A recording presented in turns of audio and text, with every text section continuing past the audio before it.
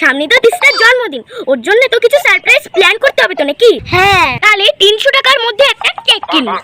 হ্যাঁ 500 টাকার মধ্যে গিফট, হ্যাঁ হ্যাঁ হ্যাঁ আর ডেকোরেশন 200, মোট মিলিয়ে হলো 1000 টাকা। হ্যাঁ।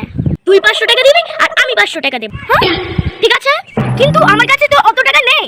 তাহলে এতক্ষণ ধরে তুই হ্যাঁ হ্যাঁ কেন করছিলিস? আগে বলতে পারতিস, তাহলে কম করে হিসাব করতাম। আচ্ছা ঠিক আছে, তাহলে 200 টাকার মধ্যে কেক। হ্যাঁ হ্যাঁ গিফটটা 400 টাকার মধ্যে, হ্যাঁ আর 100 টাকার মধ্যে ডেকোরেশন। ঠিক আছে, হ্যাঁ। তাহলে মোট হলো 700 টাকা। তুই 350 টাকা দিবি আর আমি 350 টাকা দেবো। ঠিক আছে, কিন্তু আমার কাছে তো অত টাকা নেই।